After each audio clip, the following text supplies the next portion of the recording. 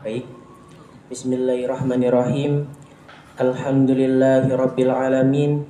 Wassalatu wassalamu ala asrofil anbiya'i wal mursalin sayyidina wa maulana Muhammadin wa ala alihi wa sahbihi ajmain. Amma ba'du.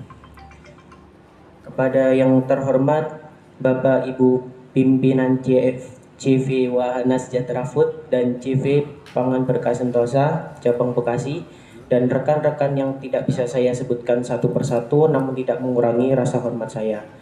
Dan yang saya hormati juga Ustadz Sigit Sunaryanto selaku Ketua MUI Bali. Terima kasih Pak sudah menyempatkan waktu untuk berkenan mengisi acara kajian bulanan. Puji syukur marilah kita munajatkan kepada Allah Subhanahu wa taala karena telah melimpahkan berbagai rahmat, berkah, taufik serta hidayahnya hingga sampai saat ini kita masih diberikan kesehatan, iman dan Islam. Tak lupa sholawat serta salam semoga Allah Subhanahu wa taala selalu limpahkan kepada Rasulullah Sallallahu alaihi wasallam. Semoga kita menjadi salah satu umatnya yang mendapatkan syafaat di yaumil akhir kelak. Amin ya rabbal alamin. Rekan-rekan yang berbahagia, izinkan saya menyampaikan susunan kajian pada sore hari ini. Ialah yang pertama pembukaan, acara kedua yakni ceramah agama, dan yang ketiga sesi tanya jawab, dan yang terakhir yakni doa dan penutup. Sebelum memulai acara kajian rutin kita, marilah kita baca suratul Fatihah untuk membuka acara dengan harapan semoga dari awal hingga akhir nanti bisa dilancarkan. Bihurmatil Fatihah.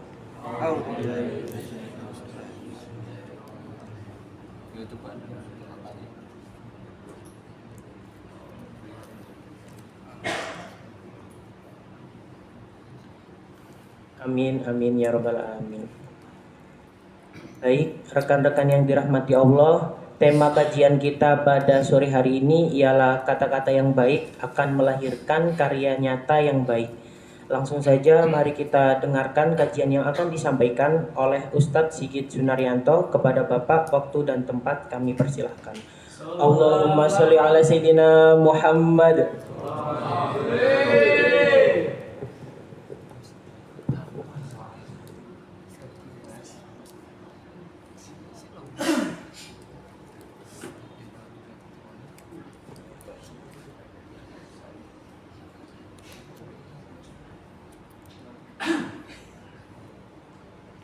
Bismillahirrahmanirrahim. Assalamualaikum warahmatullahi wabarakatuh.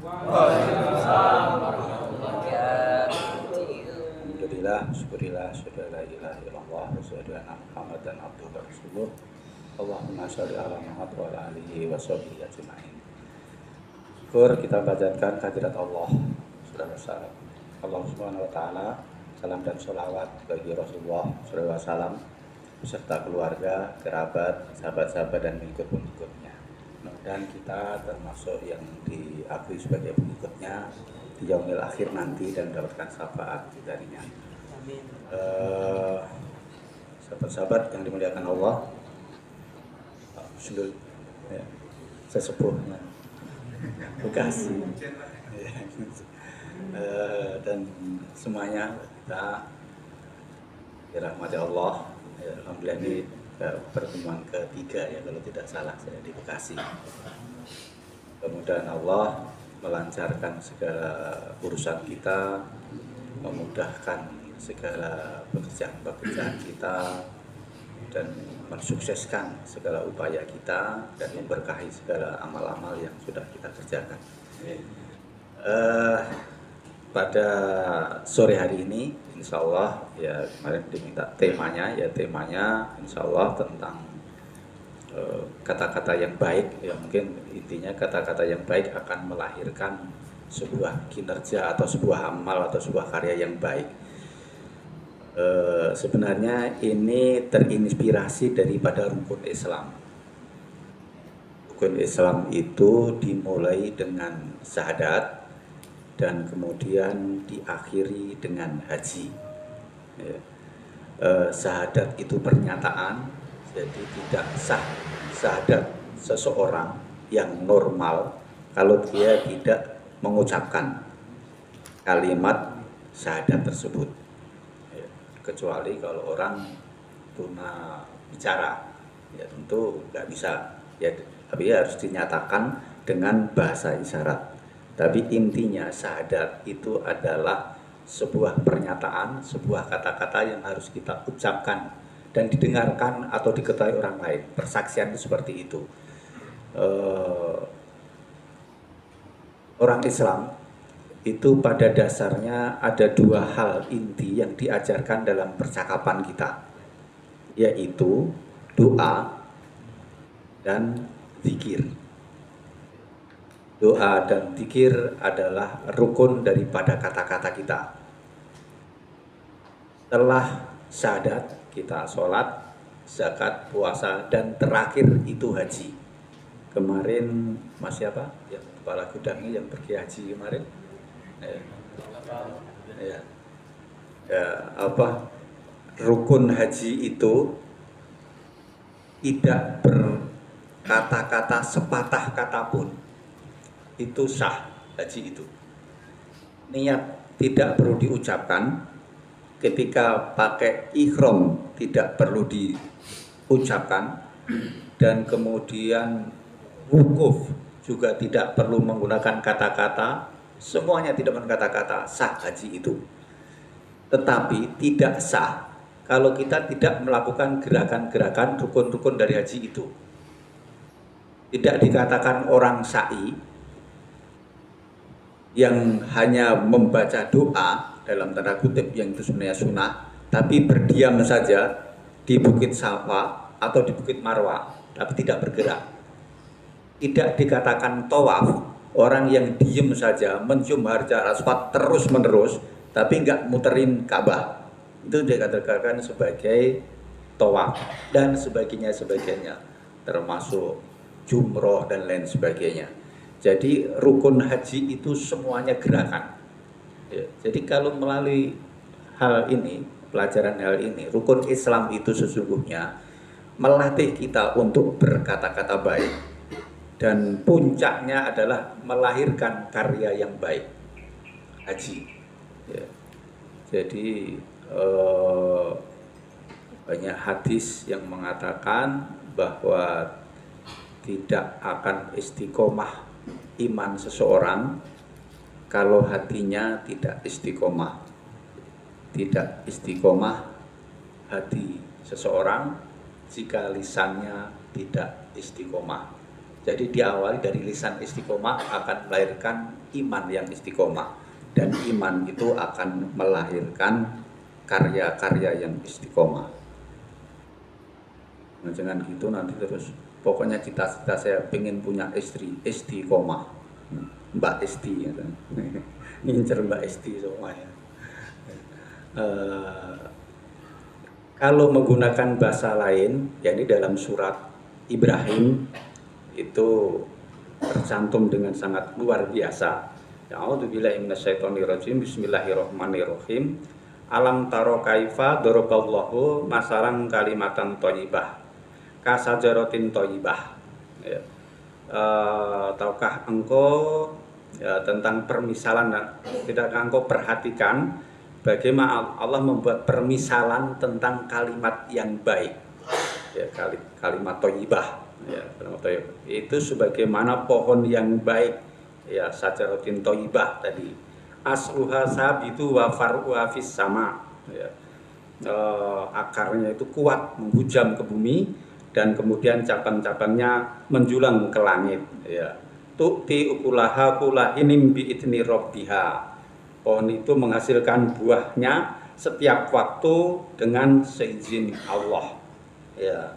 Dan kemudian ya, perumpamaan itu disampaikan untuk manusia agar mereka selalu, dan ini yang banyak la'alakum tatafakkarun, takilun dan lain sebagainya. Tapi penutup ayat ini, rangkaian ayat ini, la'allahum yatadakkarun, supaya engkau selalu berzikir kepada Allah, supaya engkau selalu ingat akan Allah.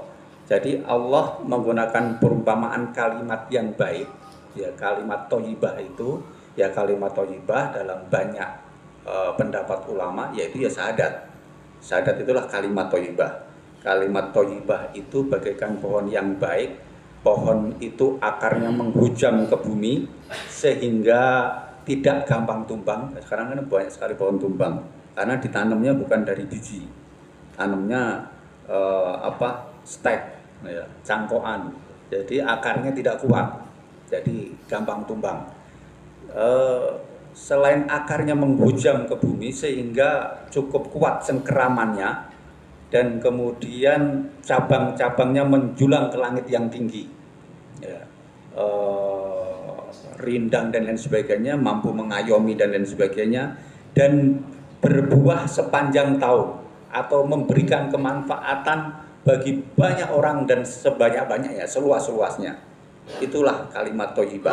Pohon thayyibah itu seperti itu. Pohon thayyibah itu akarnya menghujam ke bumi dengan kuat sehingga pendiriannya, orang yang mengucapkan kalimat thayyibah itu pendiriannya amat kuat, kokoh, tidak gampang terpengaruh, tidak gampang tumbang, tidak gampang putus asa, tidak gampang menyalahkan orang lain, ya, tidak gampang mencari kambing hitam dan lain sebagainya. Dan kemudian cabang-cabangnya menjulang ke langit yang tinggi dan rindang, ya, sebagai tempat teduh bagi orang. Jadi orang perlu curhat dan lain sebagainya, dia akan menjadi tempat tujuan, ya. Orang yang kesusahan, dia menjadi tempat tujuan.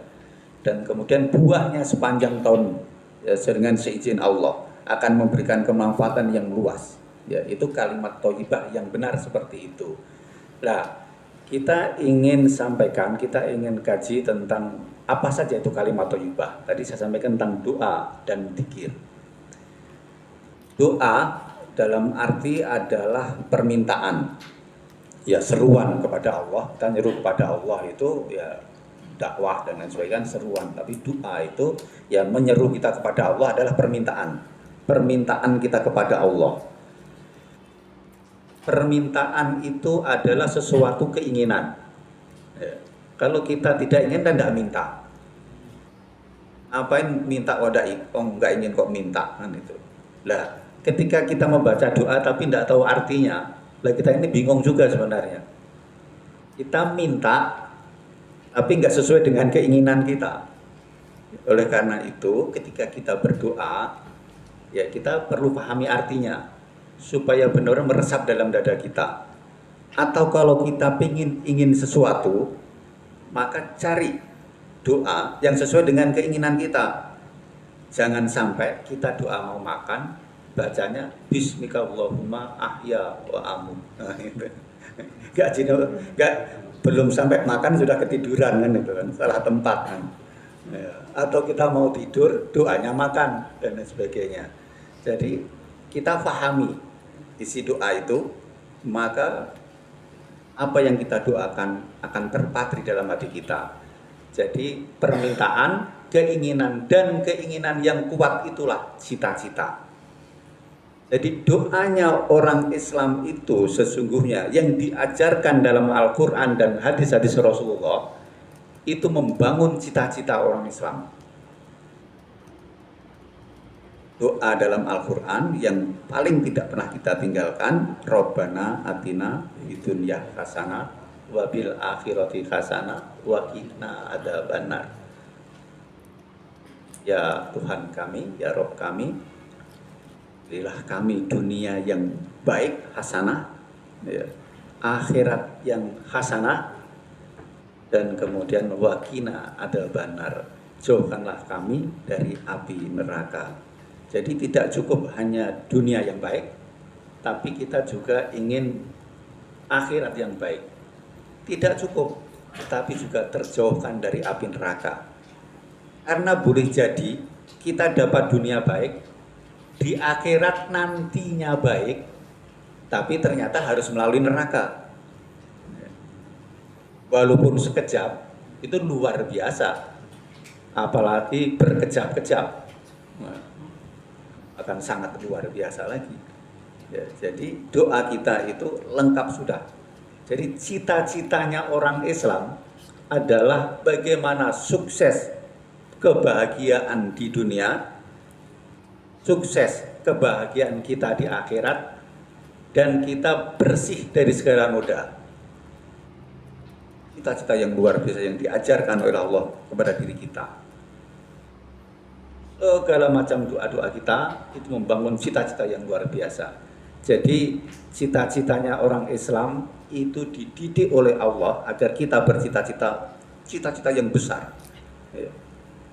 Sebagian orang mungkin cita-citanya muda foya-foya, tua bahagia, ya. Mati masuk surga, mendem terus gimana masuk surga, ngabuk terus, nggak bisa kan itu. Jadi ya cita-citanya orang itu sebagian hanya mentok ketika sampai dunia saja. Ketika jadi pejabat, mendapat fasilitas banyak, pensiun nabung 950 berapa miliar, 1 triliun kurang, belum mati sudah ditangkap KPK. Ada kan yang kemarin ribut itu kan. Ya. Karena cita-citanya bukan dunia akhirat, ya, dunia saja. Mudah-mudahan sampai pensiun saya bahagia. Tapi ternyata baru selesai pensiun nggak bahagia juga. Karena cita-citanya tidak akhirat. Kalau cita-citanya akhirat dia tidak akan melakukan seperti itu. Kalau cita-citanya akhirat, apalagi kalau cita-citanya tidak ingin masuk neraka. Jadi umat Islam dididik untuk bercita-cita senantiasa dunia itu bahagia. Mati, pensiun, itu tua, itu mulia, dan di akhirat mendapatkan tempat yang tidak hina. Dan ketika itu terbangun cita-cita kita, kita akan menjaga setiap perilaku kita. Apa tadi? La'alakum tadakkarun, supaya engkau senantiasa ingat kepada Allah. Kalau kita ingat kepada Allah, setiap melakukan kegiatan, tentu kita tidak akan melakukan perbuatan-perbuatan yang sembrono, yang kemudian bisa melanggar aturan, bisa melanggar hal-hal yang tidak diperkenankan. Kemudian yang kedua adalah dikir-dikir kita. Ya, ini kita nggak banyak. Kita sampai jam berapa ini? Biar sampai setengah 5, ya. 5 termasuk tanya jawab. Ya.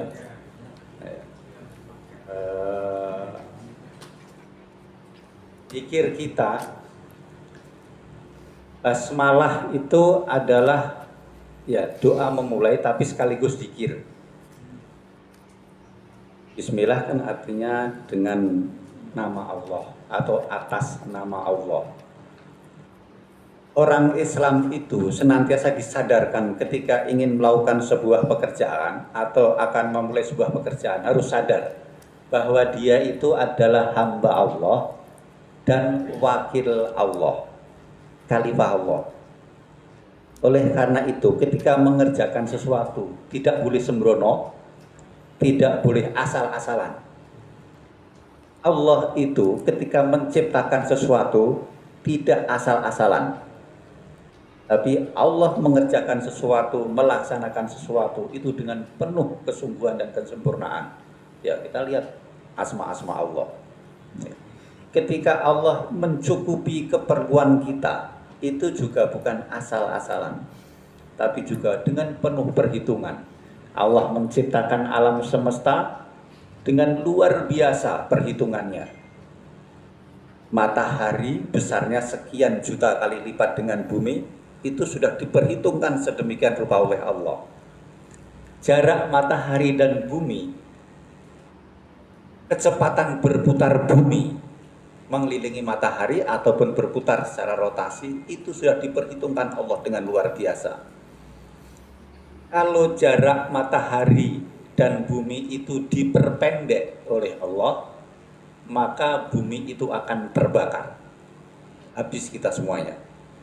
Atau sebaliknya, kalau bumi itu dijauhkan dari matahari dengan jarak tertentu, bumi itu akan membeku sehingga habis juga kita. Jadi Allah sudah perhitungkan sedemikian rupa. Kemudian diputarnya juga sedemikian rupa, sehingga malamnya kapan, siangnya kapan, itu juga diperhitungkan dengan luar biasa. Sehingga kita bisa menghitung besok subuh jam berapa, duhur jam berapa, dan seterusnya. Karena Allah sudah atur sedemikian rupa.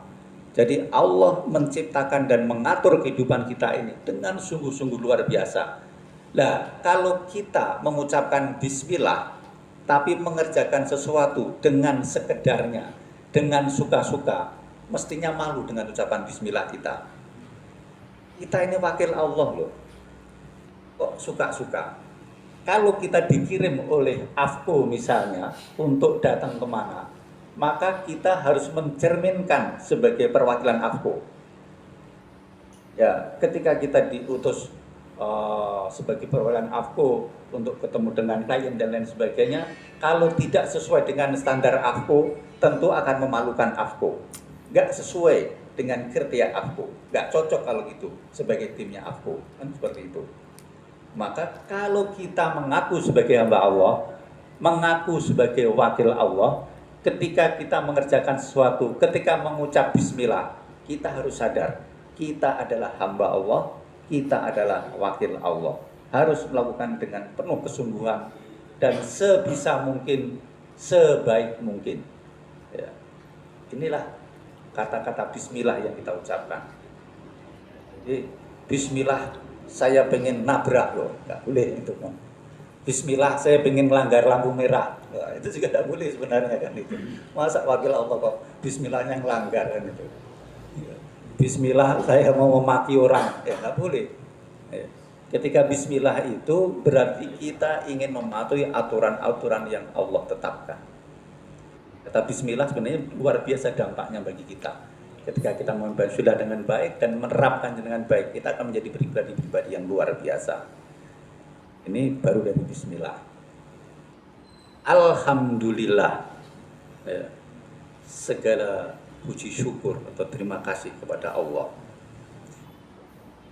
Alhamdulillah ini akan membangun pribadi kita luar biasa sesungguhnya.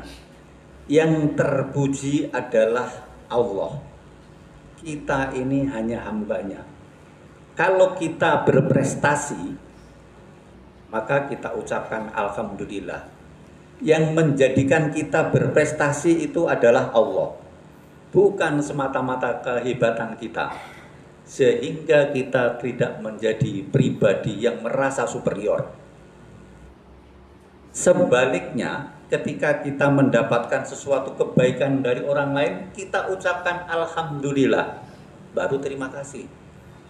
Yang terpuji adalah Allah. Bapak, Ibu bisa berbuat baik kepada saya karena itu adalah kebaikan Allah. Kita menjadi pribadi yang tidak inferior. Ya.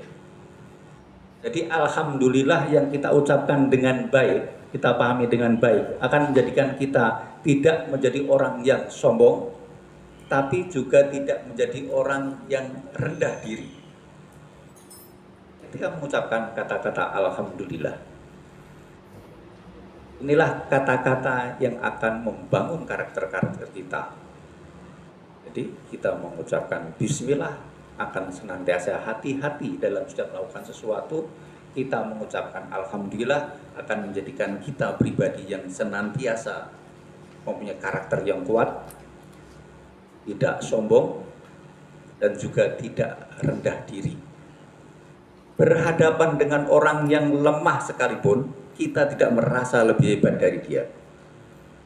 Dan berhadapan dengan orang yang kelihatannya super pun, kita tidak menjadi rendah diri berhadapan dengan mereka.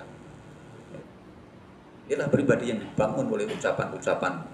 Ya, kita sangat terbiasa mengucapkan, jangankan kita, itu YouTuber yang Kristen atau alhamdulillah, masya Allah, itu biasa sekali ya. Yang nggak tahu apa yang dia pahami gitu kan. Kita yang punya mestinya harus beda ya, dengan apa yang diucapkan mereka. Jadi kalau bahasanya bukan sekedar mantra, bukan sekedar ucapan-ucapan yang tidak bermakna, tapi ucapan-ucapan yang membangun karakter kita. Jadi bismillah, alhamdulillah. Sebenarnya banyak sekali nanti, tapi mudah-mudahan di lain waktu kita bisa, atau nanti kalau waktunya masih cukup, kita bisa diskusikan juga.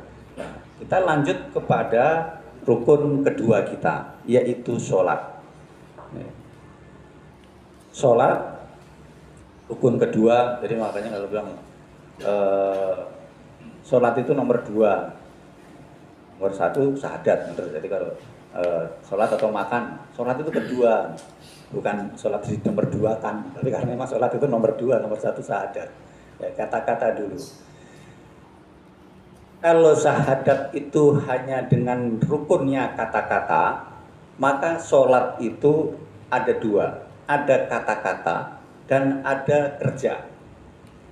Tidak dikatakan sholat orang yang hanya membaca doa sholat, tetapi sambil lesehan, sambil leyeh-leyeh, sambil tiduran, sambil apa, padahal dia tidak kena sakit dan lain sebagainya. Sambil rokokan bacaan sholat, sudah sholat saya sudah baca, tidak, itu tidak dikategorikan sholat, ya, tapi sekedar mengucapkan kata-kata. Dan tidak dikatakan sholat juga kita melakukan gerakan sholat tapi tidak mengucapkan bacaan-bacaan sholat, mungkin kayak senam malahan. Tapi sholat itu rukunnya 2 memang, rukun utamanya adalah 2, ucapan dan gerakan. Jadi kalau sebelumnya itu hanya ucapan saja syahadat, maka sholat itu adalah ada 2, ada ucapan dan ada gerakan.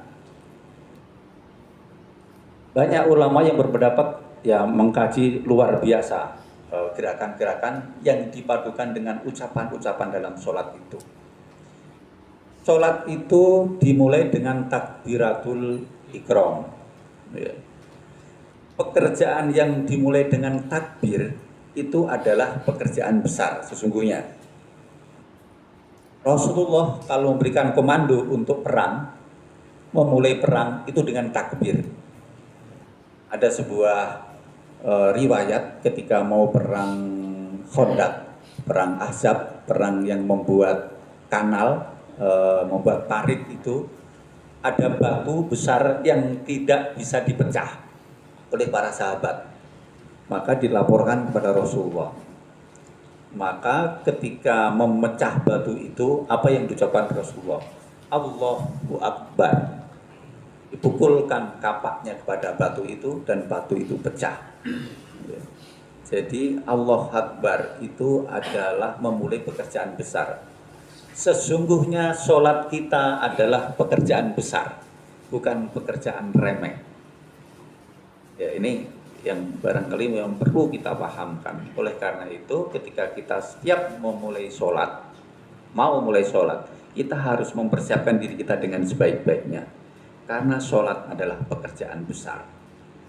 Sholat dimulai dengan Allah Akbar, ya, singkatnya dulu, diakhiri dengan Assalamualaikum. Jadi kita ini adalah hamba Allah, tapi kita adalah wakil Allah. Ketika Allah Akbar itu menjadikan kita sadar bahwa kita hamba Allah, setelah melalui proses sholat kita ucapkan salam, kita bertekad untuk menjadi wakil Allah. Salam itu sebenarnya sebagian besar ulama mengatakan itu dzikir, tapi dalam bahasa doa. Kalau doa, jawabannya kan amin. Tapi kalau ada orang salam, kita jawab apa? Waalaikumsalam, salam juga kan, bukan amin. Kalau kita salam di amin itu kan, padahal itu kan redaksi doa. Tapi sesungguhnya salam itu adalah dzikir kita, pernyataan kita. Kita menyebarkan salam kepada orang di depan kita, di samping kanan kita, samping kiri kita, dan belakang kita. Jadi orang Islam itu senantiasa berkeinginan untuk memberikan kedamaian dan keberkahan kepada orang-orang di sekelilingnya. Ya. Jadi output daripada sholat itu, setelah kita mengabdi kepada Allah dengan baik, maka kita harus memberikan kemanfaatan yang seluas-luasnya bagi orang-orang di sekitar kita. Inilah output dari sholat yang kita kerjakan. Ya, gimana dengan sholat kita?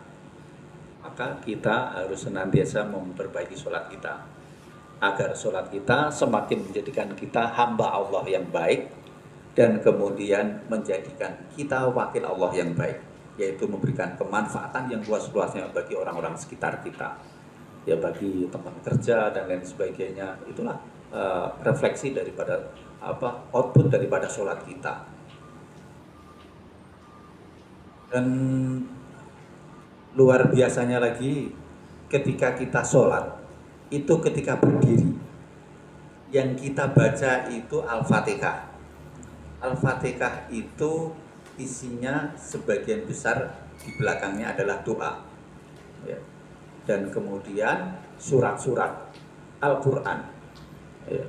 Dua hal ini. Tetapi ketika kita rukuk dan sujud, yang kita baca pada intinya adalah tasbih. Subhana rabbiyal azim, subhana rabbiyal a'la, rabbul qudus, ada subhanallah bihamdika dan sebagainya, beberapa bacaan sujud, ya, itu intinya tasbih kepada Allah.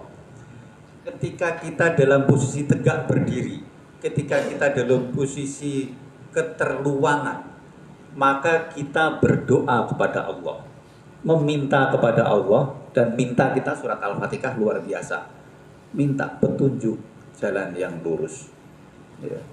Jalan siapa? Jalan orang-orang yang memberi nikmat, dan seterusnya dan seterusnya.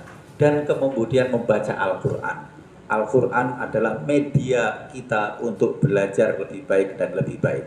Jadi ketika kita itu dalam kondisi jaya, dalam kondisi sukses, dalam kondisi lapang, maka kita harus terus berdoa kepada Allah. Kita harus ingat kepada Allah, berdoa minta petunjuk kepada Allah, minta petunjuk kepada Allah, dan kemudian terus belajar, terus belajar, terus belajar. Tetapi ketika kita sujud, kita bertasbih kepada Allah. Bertasbih itu apa? Mensucikan Allah. Mensucikan Allah itu berarti membangun persepsi baik kepada Allah, atau menghilangkan persepsi negatif terhadap Allah. Maha suci Engkau ya Allah, dari maksud untuk menyusahkan kita. Ketika dalam kesedihan, dalam posisi keterburukan, kita bertasbih kepada Allah. Gak mungkin Engkau Allah yang Maha Rahman dan Rahim, yang menciptakan aku dengan sedemikian rupa, bermaksud menyengsarakan aku. Tidak mungkin. Maka kita akan senantiasa optimis. Apalagi subhana rabbiyal a'la, Maha suci Engkau ya Allah, dan Engkau Maha tinggi. Saya ini adalah hambamu, berarti aku adalah hambamu yang maha tinggi, bukan yang rendah. Kalau sekarang terpuruk, ya saya akan bangkit. Inilah yang diajarkan oleh sholat ketika kita sujud. Orang-orang yang terbangun karakter yang seperti ini, ketika jaya dia terus berdoa dan belajar, ketika dia terpuruk, dia senantiasa mensucikan Allah dan membangun keyakinan, maka akan menjadi pribadi-pribadi yang hebat. Tidak gampang terlena oleh kesuksesan, tidak gampang putus asa oleh keterpurukan. Ini yang dibangun oleh sholat pada diri kita. Kita bisa bayangkan bagaimana kalau komunitas kita, kalau tim kita di Wahana, di BPS, Bekasi ini mempunyai pribadi-pribadi yang seperti itu, berkarakter seperti itu. Menurut pakar psikologi, ada dua hal yang akan menjadikan manusia itu hancur. Satu, sombong. Satu, putus asa. Ya. Satu, merasa mentok. Wah, saya sudah paling hebat ini. Akhirnya tidak belajar. Selesai sudah itu. Atau, saya sudah tidak bisa apa-apa. Sudah tidak mungkin bisa maju. Maka juga akan selesai itu. Ya. Itulah yang diperangi oleh sholat. Inna sholata tanha anil fahsya'i wal munkar. Sehingga sholat itu akan menjauhkan kita dari perbuatan keji lagi munkar. Sombong itu kekejian, putus asa itu juga dilarang. Jadi sholat itu membangun kita pribadi yang tidak sombong, ya tadi tidak superior, tapi juga menjadi pribadi yang tidak akan putus asa. Suci Engkau ya Allah, Engkau Maha Tinggi, Maha terpuji, dan lain sebagainya dan lain sebagainya. Ini singkatnya tentang sholat. Ya. Kemudian yang ketiga adalah zakat. Zakat secara makna bahasa membersihkan dan mengembangkan. Secara material yang dibersihkan itu adalah harta dan mengembangkannya. Ya. Islam melarang kita menimbun harta yang tidak ada manfaatnya dan sebagainya, al-ma'un dan lain sebagainya. Banyak sekali ayat-ayat yang kaitannya dengan itu. Jadi harta itu harus dipergulirkan terus-menerus supaya bersih dan supaya berkembang. Dengan zakat itu harta akan bersih dan berkembang, tetapi sekaligus jiwa manusia yang di dalamnya akan bersih dan berkembang juga. Orang yang berzakat demikian juga, yang menerima zakat demikian juga. Jadi zakat adalah sebuah proses penyucian dan sekaligus pembibitan menuju keberhasilan. Mental orang yang berzakat, ya, ini akan terbangun seperti itu.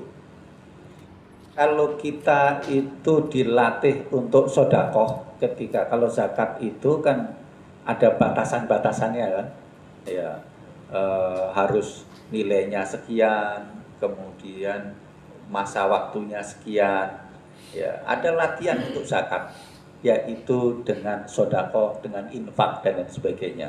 Ya dengan infak dan sodakoh yang kita lakukan itu juga akan membangun pribadi-pribadi yang suka untuk membersihkan diri dan mengembangkan diri bersama-sama dengan lingkungannya. Ya, ini mungkin perlu wadah atau apa, mungkin di kantor ada kencelengan atau apa, ya yang bisa dikumpulkan bersama-sama, ya nanti bisa dibagikan ke yang lainnya atau untuk kepentingan juga sewaktu-waktu bagi tim dan lain sebagainya. Ya ini akan membangun pribadi kita, ya. Dan zakat itu menjadikan kita suka berbagi. Orang yang suka berbagi, ya mungkin beberapa kali saya sering sampaikan, ya kalau saya mengamati ya AFKO itu luar biasanya karena secara kelembagaan konsep berbaginya luar biasa.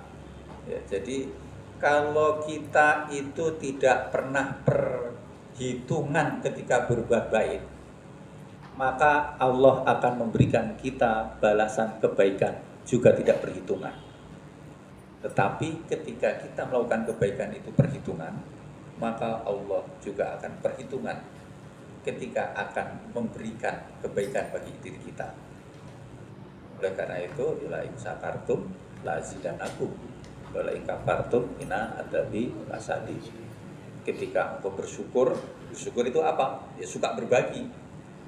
Daripada syukur itu kita suka berbagi, maka Allah akan tambah kenikmatan itu. Syukur lagi, tambah lagi.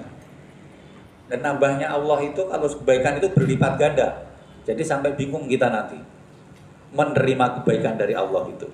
Ya, jadi ini yang perlu kita bangun, mental suka berbagi. Zakat akan membangun mental berbagi. Kemudian yang keempat adalah puasa. Puasa itu apa? Melakukan untuk tidak melakukan. Kan gitu. Kan puasa itu apa? Tidak makan. Kan melakukan tidak makan, gitu. Tidak minum, melakukan tidak minum. Ya. Ya, dan ya menahan diri ya gitu kan. Puasa itu adalah kalau zakat itu mengerjakan sesuatu, kalau puasa itu menahan untuk tidak melakukan sesuatu, menahan untuk agar tidak melakukan sesuatu yang dilarang oleh puasa itu. Kunci kehidupan kita akan berhasil kalau kita mengerjakan syarat-syarat keberhasilan dan menghindarkan diri dari sesuatu yang akan menghancurkan dari keberhasilan itu. Seorang siswa akan berhasil kalau dia belajar dengan baik dan kemudian tidak bolosan, kan itu intinya. Ya. Belajarnya baik tapi bolosan terus, ya nggak bisa juga. Ya, kalau kalau dulu saya kuliah di Denpasar, Denpasar itu eh, godaannya banyak itu, makanya dulu sama guru-guru kita dinasihatin kuliah di Denpasar itu berhasil kalau belajarnya sungguh-sungguh tapi juga tidak dugem. Nah, gitu. Di Denpasar ada dugem, mana tempatnya banyak sekali kan itu. Belajarnya sih rajin tapi dugem terus, ya nggak bisa berhasil juga. Ada teman-teman seangkatan saya itu dulu yang tugas belajar dari Malaysia. Dari Malaysia itu uang sakunya tinggi, jadi nggak kuat akhirnya di Bali. Pagi kuliah, malamnya ke Kuta terus itu kan. Akhirnya banyak yang nggak lulus juga itu. Ya, ada banyak teman saya yang nggak lulus ya gara-gara itu tadi. Dia zakat tapi tidak puasa. Jadi itu pasangan. Sholat itu ada yang harus dikerjakan, tapi ada yang bisa membatalkan. Kan ada yang bisa membatalkan sholat. Kehidupan kita itu seperti itu. Ada sesuatu yang harus kita kerjakan untuk mencapai keberhasilan, tapi ada sesuatu yang bisa membatalkan kita untuk mencapai keberhasilan. Jiwa kita itu dilatih terus-menerus untuk semangat melakukan sesuatu yang sesuai dengan zakat, untuk senantiasa berwaspada agar dia tetap menjaga puasanya. Kehidupan manusia. Jadi ada gas, ada rem. Ketika gasnya kenceng, remnya blong, ya di tol mana itu kemarin, tol Steiner nabrak itu kan. Itu. Jadi kecelakaan, ya Cipularang ya, kecelakaan ya yang bisa mengakibatkan banyak orang.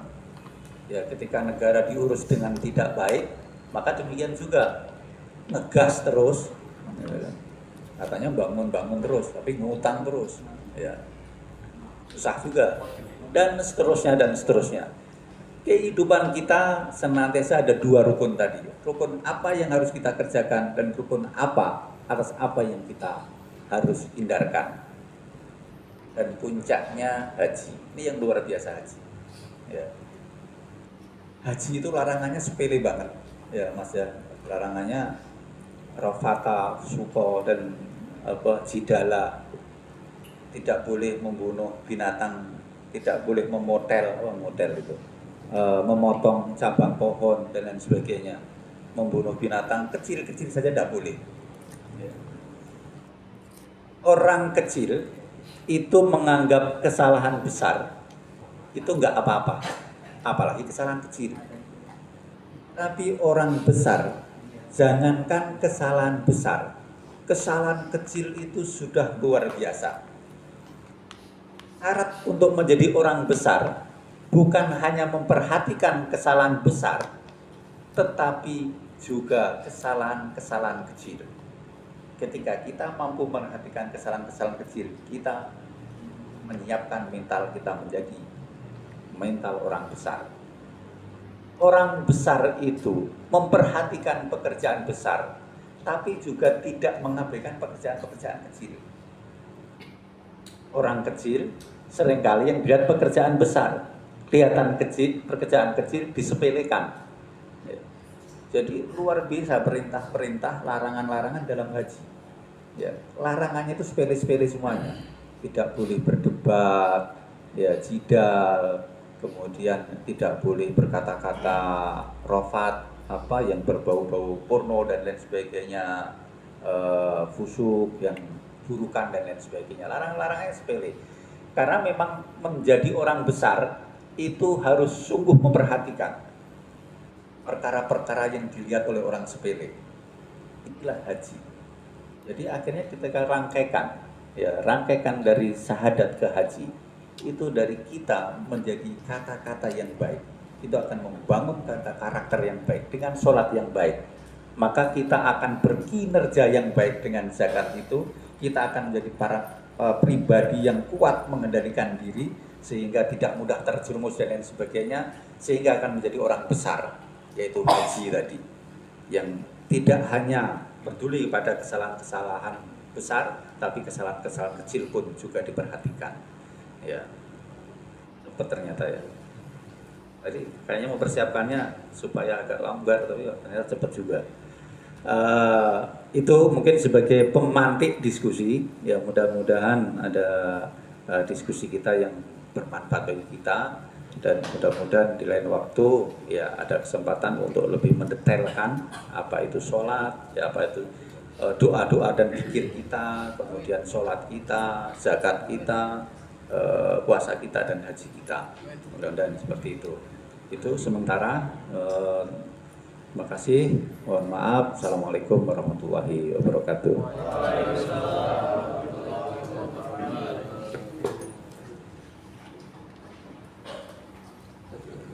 Baik, terima kasih disampaikan.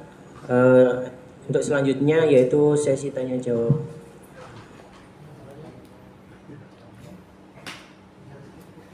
Untuk teman-teman yang ingin bertanya silakan.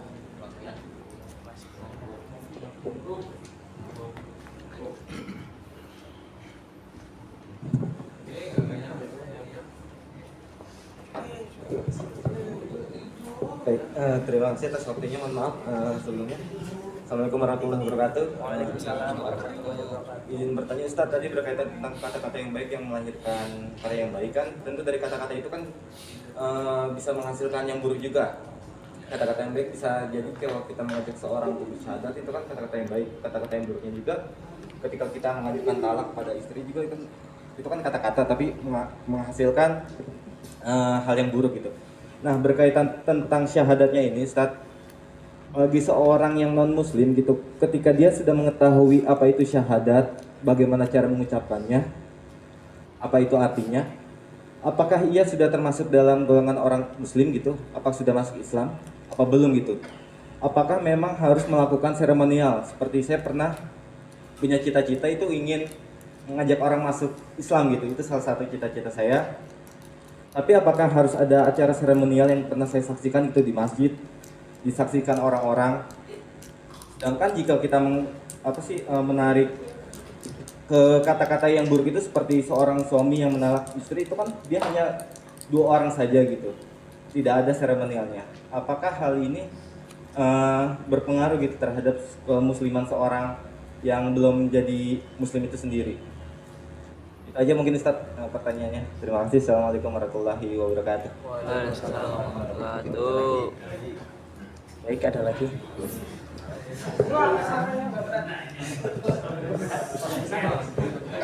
Assalamualaikum warahmatullahi wabarakatuh. Terkait perihal syahadat Ustaz ya. Saya sempat mencari beberapa harokah macam-macam lah. Ada juga cerita dari teman saya di mana maksud harokah ini harus syahadat lagi. Nah, ini nih yang menarik. Ketika ditanya nih, kenapa kamu harus syahadat lagi? Mungkin ada yang pernah ngalamin teman saya di sana. Kenapa kamu harus syahadat lagi gitu? Karena emang Islam itu kapan kamu disaksikannya gitu? Harus ada kesaksian. Maka ketika masuk harokah apakah benar harus syahadat lagi gitu? Maka harus ada yang menyaksikan apakah kita sudah berislam dari lahir. Itu gimana Ustaz tuh? Jadi esensi syahadat itu emang harus disaksikan apa kita sebagai yang terlahir sebagai muslim harus mengikrarkan lagi? Mungkin itu aja lah Ustaz. Dah. Nah, inti pertanyaannya tuh itu tadi. Ya apa? Baik, mari kita untuk pertanyaan yang Mas Isna, kata-kata non muslim jika dia mengucapkan kata syahadat apakah sudah dikatakan muslim begitu ya Pak? Belum sah, orang belum jadi. Ya, manusia itu kan tadi saya sampaikan ada 2 sisi, sebagai hamba Allah dan sebagai wakil Allah. Ya. Sebagai hamba Allah, syahadat itu tidak perlu disaksikan oleh orang lain. Ya. Sudah urusan kita dengan Allah itu. Ya. Sholat itu kita juga bersyahadat, urusan kita dengan Allah. Ya, itu sudah dengan Allah, sudah sah sebenarnya keislaman seseorang di mata Allah. Ya. Tetapi ada problem nantinya. Ya. Ini di luar yang kita sudah Islam sebenarnya ya. Yang belum Islam ini jadi problem. Ini terjadi kemarin di ibunya Mbak Eri. Ya. Terutama di daerah minoritas. Ya. Kalau orang itu masuk Islam tidak disaksikan dan tidak ada administrasi, ketika meninggal bisa menjadi rebutan. Keluarganya yang non Muslim, ya itu akan mempermasalahkan. Nggak tahu kok dia kalau Islam, ya dia masih agama kami karena nggak ada buktinya. Itu salah satu contohnya. Ya. Di satu sisi di masalah hukum kemanusiaan ya, hukum dunia.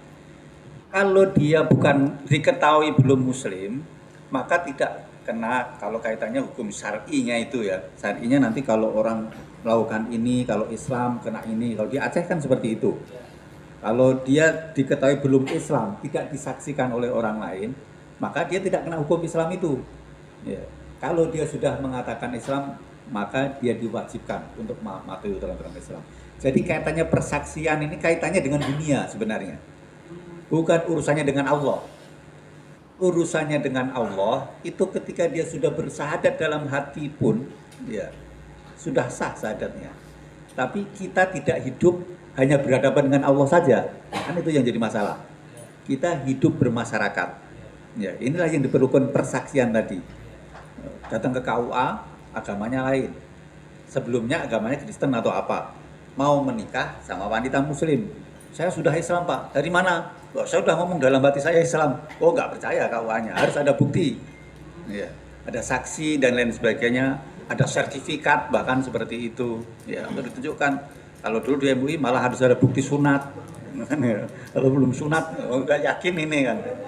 Kalau nggak jadi kawin paling nggak sudah ada kenang-kenangan sunat gitu di Bali kan. Ya. Jadi persaksian yang kaitannya dari agama lain menuju Islam itu diperlukan karena kaitannya dengan untuk kepentingan dunia, ya kepentingan masyarakat bersama. Jadi itu yang. Tapi kalau urusan dia sudah Islam atau tidak, ya itu sudah di hadapan Allah sudah Islam dia, sudah bersahadat dengan sungguh hati itu sudah Islam, sudah dihukumi Islam oleh Allah. Kan banyak kisah orang yang belum apa-apa yang seperti ini, bahkan ada yang mu'alaf baru masuk Islam. Kemudian perang dan lain sebagainya gugur syahid seperti itu. Jadi banyak kisah-kisah ya ketika keislaman seseorang di hadapan Allah itu tidak perlu diucapkan di hadapan orang, misalnya tidak ada persaksian itu tidak harus. Tapi kalau kaitannya dengan manusia maka harus ada di. Tapi di satu sisi dengan kita mengucapkan mendohirkan itu akan menjadi ikatan yang luar biasa bagi diri kita. Maka ada tingkatan kita ketika tilawah dalam hati dan dizohirkan. Maka dizohirkan itu jauh lebih baik dibanding di dalam hati. Karena akan mengikat akal kita, akan mengikat telinga kita, dan mengikat hati kita. Kalau dalam hati, itu hanya dalam hati saja. Mata kita, telinga kita, lidah kita, enggak gitu. Jadi dengan syahadat kita zohirkan, disaksikan itu akan pengaruhnya luar biasa bagi diri kita. Jadi kalau kita sebelum sholat itu kita diajarkan untuk mengucapkan kalimat syahadat lagi, itu ya itu tidak ada nas dalam Al-Quran, tidak ada hadis Rasul juga tidak ada, ulama itu mendapat seperti itu, tapi kaitannya untuk meningkatkan ya keimanan kita terus menerus. Ya, kita dohirkan asyhadu an la ilaha illallah, asyhadu anna Muhammadar Rasulullah, sama mulai sholat dan lain sebagainya. Itu kaitannya lebih kepada meningkatkan atau jadidu imanaku, perbaikilah senantiasa iman, perbaikilah senantiasa iman. Nah, tapi kalau kaitannya dengan harokah tidak menganggap sah, yaitu terlalu berlebihan. Syahadat dulu enggak sah itu, harus syahadat lagi. Enggak, syahadat kita itu adalah untuk memperbaiki iman kita terus menerus. Itu fungsinya. Bukan karena syahadat kita kemarin tidak sah. Kamu harus syahadat lagi karena syahadat kita yang dulu itu tidak sah. Bukan seperti itu. Tapi kita bersyahadat lagi itu dalam rangka ingin memperbarui iman kita, memperbarui iman kita. Ya, karena perintahnya jadi iman, perbaikilah senantiasa iman. Dan perbaiki itu utamanya dari syahadat. Jadi memang syahadat itu bukan Ya, syahadat itu miftahul jannah, pintunya surga, kuncinya surga. Ya, jadi luar biasa dampak daripada syahadat itu sebenarnya, karena banyak dampaknya. Ya, maka kita mengucapkan syahadat dengan baik dan memberikan cara dengan baik itu akan mempengaruhi sebenarnya kinerja kita. Ya, Jepang itu konon katanya bisa maju karena dengan apa magic repetition, ya, kekuatan mengulang-ulang. Jadi tiap babi diajari juara sehingga mereka menjadi mental juara. Nah, kita ini diajari asyhadu alla ilaha illallah itu asyhadu anna muhammadar rasulullah. Kita ini benar-benarnya hambanya Allah yang luar biasa. Jadi kita harus lebih hebat daripada Jepang. Dan Pak Akun sudah memulai kan mau investasi di Jepang. Ya, jadi itu, jadi fungsi syahadat perlu kita zahirkan kaitannya dengan hati dan lain sebagainya itu dan kaitannya hubungan dengan manusia, ya itu yang lebih diperlukan. Ya, tapi kalau kita harus bersyahadat terus itu bukan berarti syahadat yang dulu tidak sah. Ya, tapi dalam kaitannya kita ingin memperbaharui terus iman kita. Ya, kita ikut la ilaha illallah. La ilaha illallah kan bukan berarti la ilaha illallah yang dulu itu nggak berlaku kan. Jadi terus perbaiki. Itu barangkali. Ya. Baik, bisa diterima Mas. Paham yang Anda maksud sendiri? Mungkin ada lagi yang ingin bertanya atau sudah cukup? Cukup. Baik, singkat saja untuk ringkasan kajian pada sore hari ini adalah kalimat thayyibah ada doa dan zikir. Doa adalah permintaan kepada Allah, zikir adalah kalimat yang bisa membangun karakter kita. Doa dan zikir adalah rukun dari kata-kata kita. Hati istiqomah akan melahirkan iman dan karya yang istiqomah juga. Rekan-rekan yang berbahagia, tibalah kita di penghujung acara pengajian rutin bulanan pada sore hari ini. Semoga kajian ini bisa bermanfaat bagi kita di kehidupan sehari-hari. Amin. Amin. Marilah kita tutup pengajian kali ini dengan membaca doa penutup majelis. Subhanakallahumma wa bihamdika asyhadu an la ilaha illa anta astaghfiruka wa atubu ilaik. Amin amin ya rabbal alamin. Sekian dari saya, wabillahi taufiq wal hidayah. Wassalamualaikum warahmatullahi wabarakatuh. Waalaikumsalam warahmatullahi wabarakatuh. Mas, gak ditutup.